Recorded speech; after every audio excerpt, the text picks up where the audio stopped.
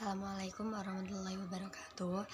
Alhamdulillahirrabbilalamin. Wabihi nasta'in ala umuri dunia waddin. Wassalatu wassalamu ala asyrafil anbiya'i wal mursalin Sayyidina wa maulana Muhammadin amma ba'd. Di sini saya akan membicarakan konsep Islam rahmatan lil alamin.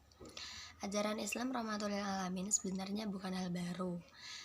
Basisnya sudah kuat di dalam Al-Quran dan Al-Hadis. Bahkan telah banyak diimplementasikan dalam sejarah Islam, baik pada abad klasik maupun pada abad pertengahan. Secara etimologis, Islam berarti damai, sedangkan rahmatul lil alamin berarti kasih sayang bagi semesta alam.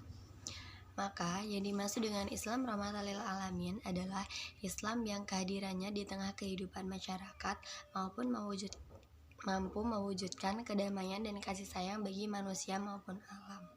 Rahmatan lil alamin adalah istilah Qur'ani dan istilah itu sudah terdapat dalam Al-Qur'an, yaitu sebagaimana firman Allah dalam surat An-Nabiyyah ayat 107 yang berbunyi, dan tiadalah kami mengutus kamu melainkan untuk menjadi rahmat bagi semesta alam, yaitu rahmatan lil alamin.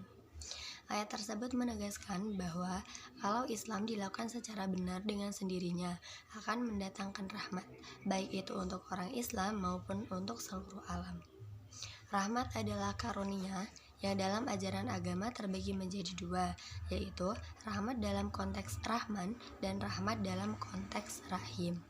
Rahmat dalam konteks rahman adalah bersifat amma kullasya, meliputi segala hal, sehingga orang-orang non-muslim pun mempunyai hak kerahmanan.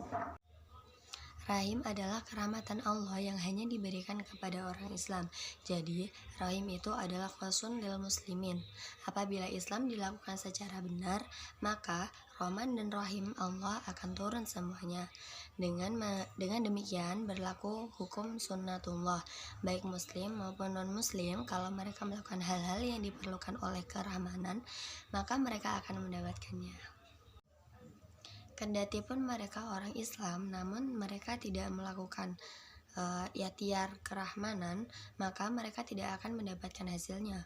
Dengan kata lain, kurnia rahman ini berlaku hukum kompetitif. Misalnya, orang Islam yang tidak melakukan kegiatan ekonomi, maka mereka tidak akan bisa dan tidak akan menjadi makmur. Sementara orang yang melakukan ikhtiar kerahmanan adalah non-muslim, maka mereka akan mendapatkan kemakmuran secara ekonomi, karena dalam hal ini mereka mendapatkan sifat kerahmanan Allah yang berlaku universal. Dalam konteks Islam rahmatan lil alamin, Islam telah mengatur tata hubungan menyangkut aspek teologis, ritual, sosial, dan humanitas. Dalam segi teologis, Islam memberi rumusan tegas yang harus diyakini oleh setiap pemeluknya. Tetapi hal ini tidak dapat dijadikan alasan untuk memaksakan non-muslim memeluk agama Islam. Begitu halnya dalam tataran ritual yang memang sudah ditentukan operasionalnya dalam Al-Quran dan As-Sunnah. Namun dalam konteks kehidupan sosial, Islam sesungguhnya hanya berbicara mengenai ketentuan-ketentuan dasar atau pilar-pilarnya saja, yang penerjemahan operasionalnya secara detail dan komprehensif tergantung pada kesempatan dan pemahaman masing-masing komunitas, yang tentu memiliki keunikan berdasarkan keberagaman lokalitas nilai dan sejarah yang dimilikinya. Entitas Islam sebagai rahmat lil alamin mengakui eksistensi pluralitas, karena Islam memandang pluralitas sebagai sunnatullah, yaitu fungsi pengujian Allah pada manusia, fakta sosial, dan rekayasa sosial, yaitu kemajuan umat manusia. Pluralitas sebagai sunnatullah telah banyak diabadikan dalam Al-Quran, diantaranya firman Allah dalam surat Ar-Rum ayat 22 yang maknanya, dan diantara tanda-tanda kekuasaannya ialah menciptakan langit dan bumi dan berlain-lainnya, bahasamu dan warna kulitmu. Sungguh pada yang demikian itu benar-benar terdapat tanda-tanda bagi orang-orang yang mengetahui. Dalam Al-Quran, banyak ayat yang menyerukan perdamaian dan kasih sayang. Antara lain yaitu surat Al-Hujurat ayat 10 yang memerintahkan kita untuk saling menjaga dan mempererat tali persaudaraan. Allah Subhanahu wa taala berfirman yang maknanya, "Sungguh orang-orang beriman itu bersaudara, sebab itu damaikanlah antara kedua saudaramu itu dan takutlah terhadap Allah supaya kamu mendapatkan rahmat." Apa saja sih bukti bahwa Islam adalah agama rahmatan lil alamin?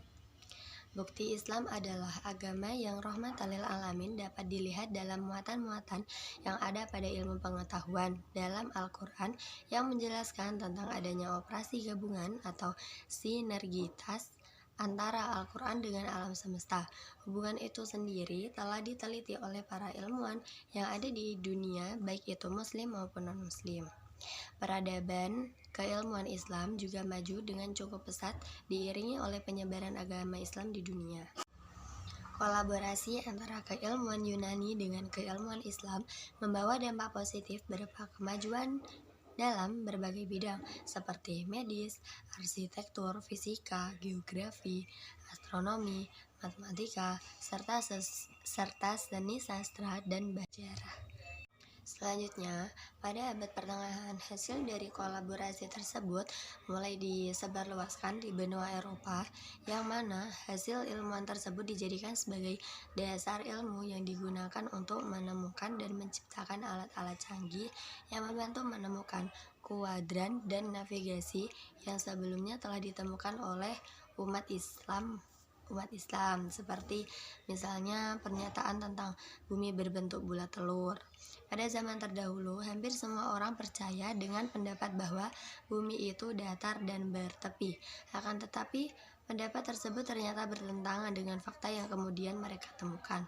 Sir Francis Drake, seorang kapten kapal berkebangsaan Inggris, merupakan orang yang pertama kali membuktikan bahwa bumi itu bulat dan bukannya datar pada tahun 1597 Masehi setelah ia berlayar mengelilingi bumi. Kehadiran Islam di dunia memang membawa dan membuat banyak sekali perubahan besar dalam kehidupan manusia, terutama dalam perkembangan ilmu pengetahuan atau sains. Al-Quran yang merupakan ayat qauliyah selalu memperlihatkan hal yang sama dengan ayat kauniyah yang dapat diamanati oleh siapa saja, baik muslim maupun non-muslim. Oleh karena itu, Islam disebut sebagai agama yang rahmatan lil alamin karena Islam hadir di dunia ini dengan membawa rahmat yang sangat berarti bagi semua manusia di muka bumi ini. Audio Jungle.